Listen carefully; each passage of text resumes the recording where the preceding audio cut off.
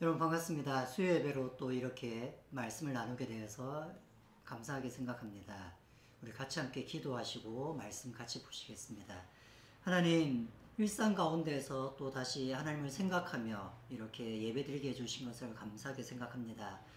말씀을 대할 때마다 우리에게 주신 하나님의 말씀을 귀하게 여길 뿐만 아니라 또한 우리의 날마다의 삶 속에서 말씀을 통해서 힘을 얻어갈 수 있도록 주인되어 주시길 원하오며 예수님의 이름으로 기도했습니다. 여러분 반갑습니다. 매주 수요일마다 이제 짧게나마 우리가 말씀을 나누고자 합니다. 1월달에는 아모스서를 가지고 말씀을 나누고자 합니다. 제가 늘 큐티하는 본문으로 1월달 본문으로 아모스서를 삼았는데 제가 큐티하면서 같이 나누고 싶은 말씀이 있을 때마다 또 이렇게 수요일날 기회를 삼아서 말씀을 전하고자 합니다.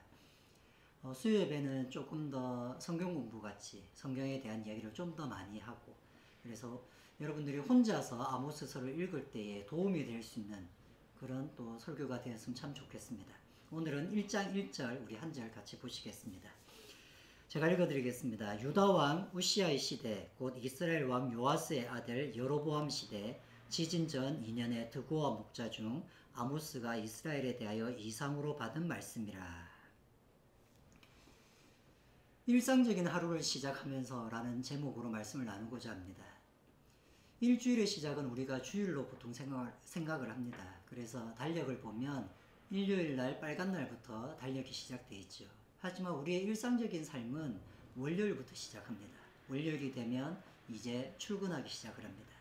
월요일이 되면 지금은 방학을 했지만 또 아이들이 학교 생활을 시작합니다. 그리고 주부들은 아이들을 다 보내고 나서 집안 살림을 시작하는 것이죠. 이렇게 일상적인 삶은 그저 월요일부터 시작되는 것이고 또 그 월요일날 시작되는 삶은 화, 수, 목, 금 뭐 이렇게 크게 차이가 나지 않습니다. 말 그대로 일상적이라고 하는 것은 그저 어제와 오늘이 같고 내일과 오늘이 같은 것이죠. 그래서 이런 일상적인 삶 속에서는 하나님을 발견하기가 쉽지 않습니다. 그저 똑같이 일어나는 일이니까요. 그래서 그거에는 큰 의미를 부여하기도 쉽지 않고 특별한 일이 생기지 않으면 하나님을 생각하기도 쉽지 않습니다. 그래서 우리는 어려운 일을 겪거나 아니면 혹은 또 색다르게 너무 좋은 일을 겪게 될 때에 우리는 일상적인 삶 속에서 하나님을 발견하게 됩니다. 하지만 아무 일도 없다고 느껴지는 일상적인 하루, 똑같이 출근하고 똑같이 청소하고 똑같이 학교 보냈던 그 하루에서는 하나님을 잘 생각하지 못할 때가 있습니다. 생각해보면 하나님을 생각하게 만드는 것은 늘 어려움이었던 것 같습니다. 우리의 일상적인 삶이 별 문제 없이 잘 돌아가고 그저 생각했던 대로 잘 진행되고 있을 때 우리는 하나님을 쉽게 잊어버리게 됩니다. 아모스는 그런 시대의 이야기입니다. 오늘 우리가 읽었던 성경 구절은 그냥 모르고 읽으면 아무것도 아닌 것처럼 보이지만 거기에는 여로보암 2세라고 하는 왕이 나옵니다. 이스라엘은 남왕조, 북왕조가 나눠져 있었습니다. 우리나라가 남북으로 나눠져 있는 것처럼. 그래서 남쪽은 예루살렘을 중심으로 해서 그래도 하나님을 잘 섬기는 왕들이 대대로 왕이 되었습니다. 그러나 북왕조는 그렇지 않았습니다. 남북으로 나뉠 때부터 북왕조는 하나님을 잘 섬기지 않는 왕조였습니다. 하나님을 잘 섬기지 않는 왕들이 많았던 북왕조에는 우리가 생각해보면 저주가 많았을 것 같고 나쁜 일도 많았을 것 같지만 이상하게도 북왕조도 잘 살았습니다. 특별히 지금 여로보암 2세라고 하는 왕이 되었을 때는 북왕조의 최고의 전성기 중에 한때였습니다. 이 왕은 40년이나 여로보암 2세는 40년이나 북왕조를 통치했습니다. 그러니 그 기간도 길었을 뿐만 아니라 그 기간 내내 북왕조는 잘 사는 나라로서 자리매김하게 되었습니다. 그때 북왕조는 얼마나 잘 살았는지 좋은 무역로도 확보해서 지나가는 상인들한테 세금도 받았고 또 남쪽에 있는 남유다하고는 원래 사이가 안 좋았는데 남쪽 유다가 워낙 힘이 약해지니까 남쪽 유다에서도 조공을 바칠 정도였습니다. 그리고 주변에 있는 큰 나라들이 있었는데 대표적으로 이집트와 아시리아라고 하는 나라가 있었습니다. 근데 이 두 나라가 그때는 각각의 나라의 자국 내의 문제 때문에 다른 나라를 신경 쓸 겨를이 없었습니다. 그러니 여로보암 2세는 아주 태평성대 같은 시대를 보내고 있었습니다. 그런데 그 아무것도 문제가 없는 일상적인 삶을 살아가고 있는 여로보암 2세의 나라의 백성들. 그때 하나님은 남쪽 유다 나라에 있는 한 사람을 부르십니다. 그 사람의 이름이 아모스입니다. 좀 전에도 말씀드렸듯이 오히려 지금은 북쪽 왕국이 더 훨씬 더 잘 살고 있습니다. 남쪽 왕국은 더 힘들게 살고 있는 시절이었습니다. 그런데 하나님은 그 남쪽에 있는 아모스라고 하는 사람을 불러서 북쪽으로 가서 예언을 하게 만드는 것입니다. 생각을 해보면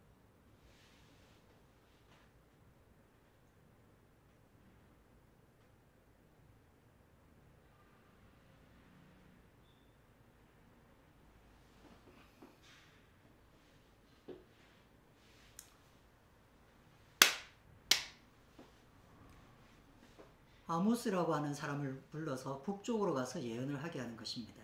근데 그 예언의 내용은 북이스라엘에 대한 심판의 말씀이었습니다. 여러 민족들에 대한 심판의 말씀도 하시고 또 아모스가 살았던 남유다라고 하는 남쪽 왕국에 대한 심판의 말씀도 하지만 제일 많이 말씀을 하시는 것, 그리고 가장 중요하게 말씀하시는 것은 지금은 잘 살고 있고 나라가 잘 돌아가고 있는 것처럼 보이는 그 북이스라엘에 대한 심판의 말씀이었습니다. 어쩌면 북쪽 이스라엘 사람들 입장에서는 남쪽에 있는 사람이 올라와서 예언을 하는 것 자체가 마음에 들지 않았을 겁니다. 왜냐하면 북쪽이 지금도 훨씬 더 잘 살고 있고 더 하나님께서 축복하시는 것처럼 보이는데 어떻게 그런 나라에 저 밑에 있는 지금은 질이 멸멸하고 정말로 제대로 살지 못하고 있는 것 같은 그런 나라 사람이 와서 북이스라엘에 대한 심판의 말씀을 하면 북쪽에 있는 사람들이 그 말씀을 잘 들었겠습니까? 그래서 아모스서는 선지서 중에서 제일 먼저 기록된 선지서입니다. 아모스 전에도 유명한 선지자들이 있었습니다. 엘리야도 있었고 엘리사도 있었습니다. 그러나 그들은 각 자기가 했던 예언의 말씀을 직접 기록하지는 않았습니다. 다른 사람이 엘리야의 이야기를 기록했던 것이죠. 아마 사무엘이 기록했을 겁니다. 그러나 아모스는 자신이 했던 예언의 말씀을 스스로 자신이 기록했습니다. 그래서 이것을 문서 선지자라고 부르죠. 글로 남겼다는 것입니다. 자신의 예언을. 그리고 아모스가 이렇게 글을 남기고 그 다음에 10년 뒤에 호세아도 자신의 예언을 글로 남깁니다. 남긴 최초의 선지자는 아모스가 되고 그 뒤에 선지자들은 아모스의 전통을 따라 글로 남기기 시작합니다. 예레미야나 이사야도 자신의 예언을 직접 글로 남기게 되는 것이죠. 그렇다면 왜 이때까지 글로 남기지 않았었는데 선지자들은 그냥 예언만 했었는데 왜 아모스는 글을 남겼을까요? 아마 그 이유도 아무도 자신의 말을 듣지 않기 때문이었을 겁니다. 자신들 북이스라엘 왕조 사람들은 자신들이 훨씬 더 강력한 나라에 살고 있고 훨씬 더 부귀영화를 누리고 있는데 자신들보다 어렵게 사는 나라 사람들이 와서 이 나라가 잘못됐다고 이 나라에 하나님의 심판이 있을 거라고 얘기하니 그것을 어떻게 받아들일 수 있었겠습니까? 아무 일 없이 평범하게 살아가는 일상, 어떤 걱정도 없는 평범한 일상이 항상 모든 인생의 축복은 아닙니다. 하나님은 분명히 우리의 삶 속에서 축복의 평범한 일상을 주십니다. 그저 하루하루 즐겁게 살게 하시고 그 속에 큰 어려움도 없게 하는 것도 하나님의 도움의 손길이기도 합니다. 하지만 또 어떤 평안함은 하나님의 도움의 손길이 없음에도 불구하고 평안하게 사는 그런 인생도 있는 것입니다. 일상적인 삶 속에서 하나님을 발견하는 것이 중요합니다. 그런데 내 삶이 너무 평탄해서 아무런 어려움이 없다고 생각하면 일상적인 삶 속에서 하나님을 발견하지 못하게 됩니다. 여러분의 삶이 너무 평탄하십니까? 그것도 좋은 축복입니다. 하지만 혹시 그것이 하나님을 잊어버리는 평안함이라고 한다면 이제는 돌이켜 하나님을 생각할 수 있었으면 참 좋겠습니다. 또한 자신의 삶 속에서 어려움이 생겼습니까? 그래서 하나님을 발견할 수밖에 없는 시기를 보내시고 계시나요? 그렇다면 그것 또한 축복이라는 것을 발견할 수 있으면 참 좋겠습니다. 일상적인 삶 속에 있는 문제들은 정말 중요한 문제들입니다. 그래서 아모스는 대단한 하나님의 비밀을 얘기하지 않습니다. 이제 이 아모스서는 일상적인 삶에 대한 이야기를 합니다. 그래서 그 일상적인 삶에 대한 이야기 때문에 이 아모스서는 늘 많은 사람들에게 아주 충격적인 메시지라고 여겨지기도 했습니다.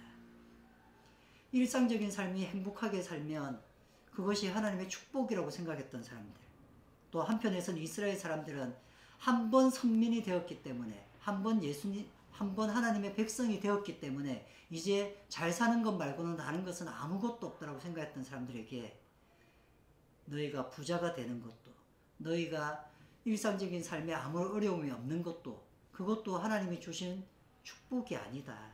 오히려 그 속에 하나님의 진노와 심판이 있다. 그것을 알으라고 얘기했을 때에 얼마나 큰 충격이었겠습니까?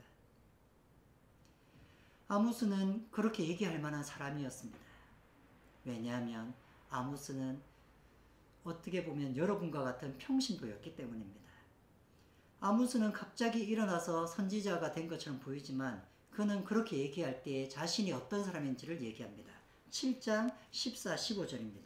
아모스가 어떤 사람이었는지 제가 읽어드리겠습니다. 아모스서 7장 14, 15절. 아모스가 아마샤에게 대답하여 이르되 나는 선지자가 아니며 선지자의 아들도 아니라 나는 목자요 뽕나무를 재배하는 자로서 양떼를 따를 때에 여호와께서 나를 데려다가 여호와께서 내게 이르시기를 가서 내 백성 이스라엘에게 예언하라 하셨나니. 아모스는 일상적인 삶을 살았습니다. 그래서 목자고 뽕나무를 재배하는 사람이었습니다. 원래 목자는 굉장히 가난한 출신들의 사람입니다. 그래서 어떤 사람들은 아모스가 굉장히 천민 출신이었을 거라고 생각합니다. 그런데 그러기에는 몇 가지 문제점이 있는데, 첫 번째는 그가 이렇게 글로 자신의 예언을 남겼다는 것에 있습니다.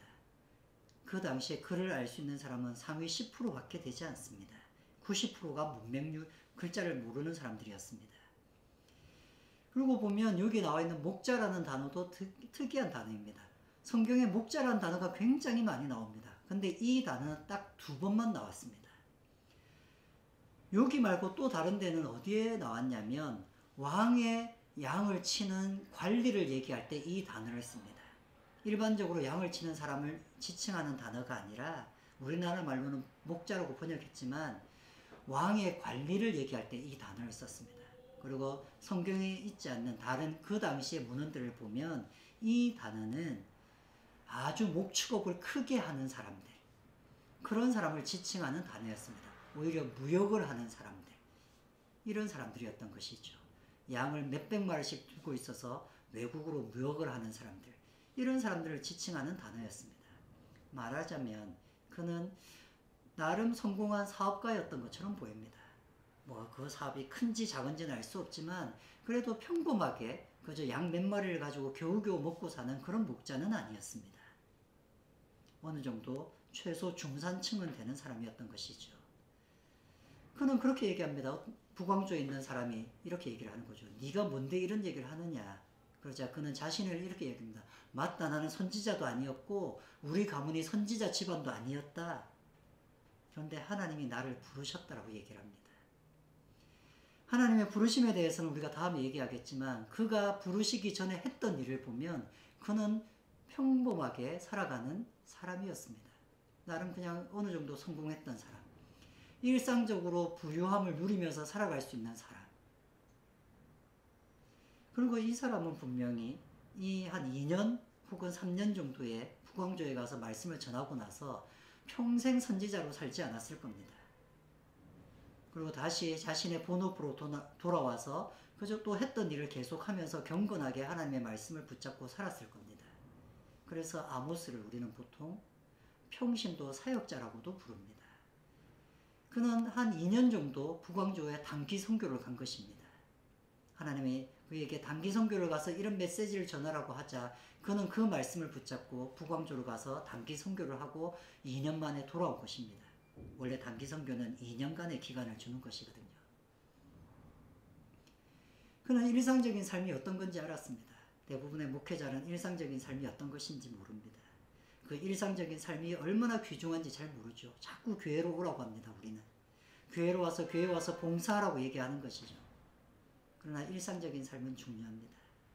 또한 그 일상적인 삶 속에서 발견하는 하나님의 말씀도 중요합니다. 아모스는 그것을 다 알고 있는 사람이었습니다. 그래서 하나님은 어쩌면 그래서 아모스를 선택하셨는 줄도 모릅니다. 일상의 삶을 알고 있는 사람에게 그 일상의 풍요함을 누리고 있는 북왕조에 올라가서 이렇게 풍요하게 사는 것이 하나님의 마냥 축복이라고 생각하지 말아라. 하나님을 알고 그 음성을 듣는 것이 진짜 축복의 길이다. 그것을 놓쳐버리면 이제 심판이 있을 것이라고. 그리고 삶을 똑바로 살아야 된다고. 부유하게 사는 것이 그리스도인의 모든 축복을 보여주지 않습니다. 올바르게 사는 방법에 대해서 아모스는 얘기하기 시작합니다. 여러분 한 주간 어떻게 잘 살고 계신지 모르겠습니다. 새해가 시작되었다 하더라도 작년과 크게 다를 것이 없죠. 그러나 이 새해를 이제 정말 이 아모스 말씀을 통해서 정말로 하나님이 기뻐하시고 하나님이 축복하시는 새해로 살아갈 수 있으면 참 좋겠습니다. 또한 그저 가능하시고 또 그런 마음이 있으시다면 아모스서를 같이 한번 읽어보시는 것은 어떠실까요? 아마 어쩌면 여러분의 계획 가운데 성경 읽기 계획이 있으시다면 그거대로 읽으시는 것이 제일 좋습니다. 그러나 혹시 아직 어떤 성경을 읽어야 될지 아직 계획이 없으시다면 그리고 지금 읽고 있는 성경 본문이 따로 없으시다면 그저 아모스서를 한번 읽어보시는 것도 참 좋지 않을까요? 제가 여러분이 아모스서를 읽어나가는데 도움될 수 있도록 매주 수요일마다 또 잘 설명할 수 있도록 준비해서 여러분과 다시 만날 수 있으면 참 좋겠습니다. 한 주간도 잘 보내시고 또 우리 주일날 또 기쁜 마음으로 또 영상으로 같이 함께 말씀을 나누도록 하겠습니다. 우리 같이 함께 기도하시겠습니다. 하나님 아버지, 아모스를 부르셨던 하나님처럼 우리 모든 성도들을 하나님께서 부르셔서 각각의 일상 가운데서 하나님의 말씀을 발견할 수 있도록 주인하여 주시옵소서. 또한 그저 풍족하게 사는 것이 하나님의 모든 축복의 증거라고 생각하지 않게 하시고 정말로 하나님과 교제하며 하나님의 뜻을 따르는 것이 우리에게 얼마나 귀중한 일인지도 잊지 않게 하여 주시옵소서.